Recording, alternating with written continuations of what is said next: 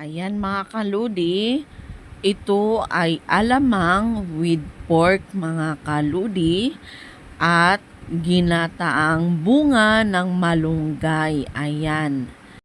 Plus kanin equals busog mga tami mga kaludi. Ayan, kain po tayo.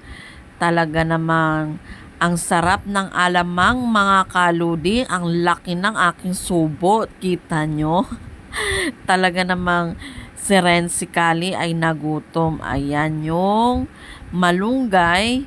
Pag ito ay iyong kinain mga kaludi, talagang ganito lang mga kaludi. Sisipsipin nyo muna ang kanyang tangkay para makuha nyo yung katas at laman ng bunga ng malunggay. Ito ay mainam sa ating katawan at ito rin ang panlaban sa sakit na cancer mga kaludi, o di ba? Ito ay tanim lang namin at pinanguha sa taniman namin dahil ito ay maraming bunga, kaya hindi na namin pinatumpik-tumpik pa na talaga namang pinitas na agad dahil ito ay magtagal, ito ay gugulang. At dito ko lamang ito natitikman sa Luzon mga kaludi dahil sa Mindanao ito ay hindi na namin pinapansin mga kaludi. Ayan.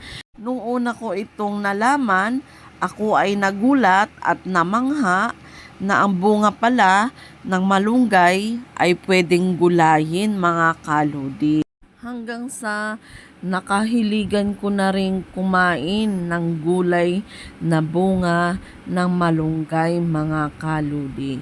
Ito'y masarap kahit pa sabihin ay ipagpalit ang karne sa gulay na malunggay, ay talaga namang sa bunga ng malunggay pa rin ako mga kaludi.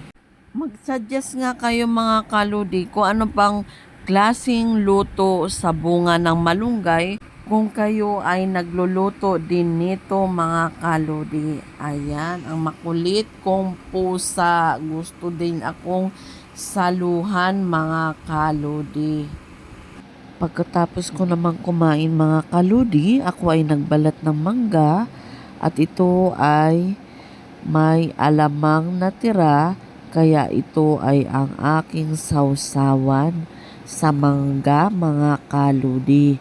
Nakaisarap, o diba? Yan ay fresh na fresh galing sa puno na itinanim ni Mr. Wego, kaya amin na ngayon napakinabangan ang puno ng mangga na amin ang napakinabangan na ang kasabihan, magtanim na magtanim para may pipitasin, bandang huli may kakainin tayo mga kaludi. Yan muna ang kwento ko for today.